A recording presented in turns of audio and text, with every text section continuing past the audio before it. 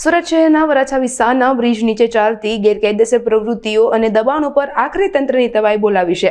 ધારાસભ્ય કુમાર કાનાણી દ્વારા police commissioner અને મ્યુનિસિપલ કમિશનરને પત્ર પણ લખવામાં આવ્યો હતો। પત્ર બાદ તુરંત જ પોલીસ અને મહાનગરપાલિકાએ સંયુક્ત ઓપરેશન હાથ ધરીને બ્રિજ નીચેની તમામ ગેરકાયદેસર દબાણ હટાવી દીધા છે। કામગીરી બાદ ધારાસભ્ય કુમાર કાનાણીએ જણાવ્યું હતું કે હું કોઈ વાહવાહી કે પ્રચાર માટે નહીં, પરંતુ પ્રજાના પ્રતિનિધિ તરીકે તેમને પડતી મુશ્કેલીઓ દૂર કરવા માટે પત્ર લખું છું।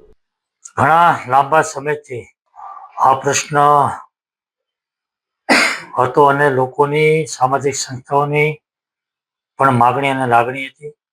લોકોની ખૂબ રજૂઆતો હતી અને વરાછાની જનતાની જે લાગણી અને માગણી હતી એને ધ્યાનમાં રાખીને સુરત મ્યુનિસિપલ કોર્પોરેશન પોલીસ કમિશનરને આ પ્રશ્ન હલ કરવા માટે એક પત્ર લખ્યો હતો અને કેટલા દિવસમાં હલ કરો છો એનો જવાબ માંગ્યો હતો। ખૂબ આનંદની વાત છે કે મારા આ રજૂઆતની અને પત્રની અસર થઈ છે। તાત્કાલિક ધોરણે કાલે ખૂબ મોટા પ્રમાણમાં ઓપરેશન થયું છે, પ્રશ્ન હલ કરવાનો પ્રયાસ થયો છે। પરંતુ હું ચોક્કસપણે માનું છું કે આ પ્રશ્ન એક દિવસની કામગીરીથી હલ નથી થવાનો। રોજે રોજ આ કામ પર ધ્યાન આપવું પડશે।